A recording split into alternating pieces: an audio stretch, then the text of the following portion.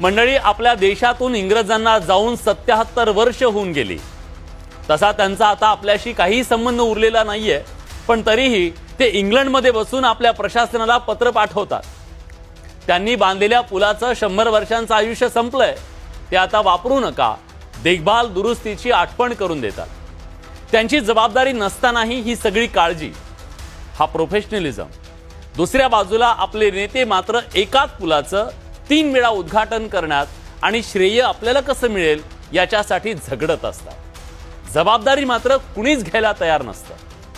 आपल्या सरकारांनी कंत्राटदारांनी बांधलेले पूल काही वर्षात कोसळतात, कारण पैसा कुठे, किती आणि कशात खावा की गिळावा याचं भान उरलेलं नाहीये। इतकी नैतिकता ढासळलीये का? म्हणून पूल आणि छत्रपती शिवाजी महाराजांच्या पुतळ्यासारखे सुद्धा गोष्टी कोसळत आहेत का? पंतप्रधानांनी उद्घाटन केलेला मालवणमधला छत्रपती शिवाजी महाराजांचा पुतळा दुर्दैवीपणे कोसळला। मुख्यमंत्र्यांना माफी मागावी लागली, तो पुन्हा बांधला, पण त्याच्या चौथऱ्याजवळ पुन्हा भगदाड पडलं। याला काय म्हणावं? पुण्यात रविवारी कोसळलेला पूल फक्त 30 वर्ष जुना आहे, तरी तो कोसळला। प्रशासनानं फक्त पोस्टर लावलं म्हणजे जबाबदारी संपली का? मंजुरी मिळून सुद्धा पूल बांधला गेला नाही, यात कुणाची जबाबदारी नाही? काहीतरी पूल बांधताना कुणाची तरी काही जबाबदारी असेल ना। काही पूल तर बांधताना कोसळत आहेत। तुम्हाला आठवत असेल, बिहार मधला भागलपूर मधला गंगा नदीवरचा पूल बांधताना 3 वेळा कोसळला। बांधताना कितीही फजिती होऊ द्या यांना काहीच वाटत नाही।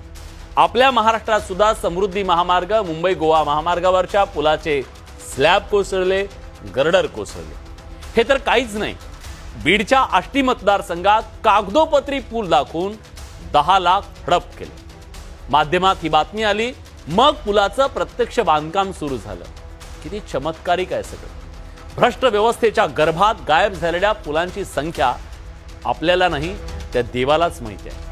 पुलांच्या रडकथा तर आपल्याकडे नव्या नाहीयेत। मध्य प्रदेशातील भोपाळमध्ये एक रेल्वे ओव्हर ब्रिज बांधलाय, खर्च 18 कोटींचा झालाय।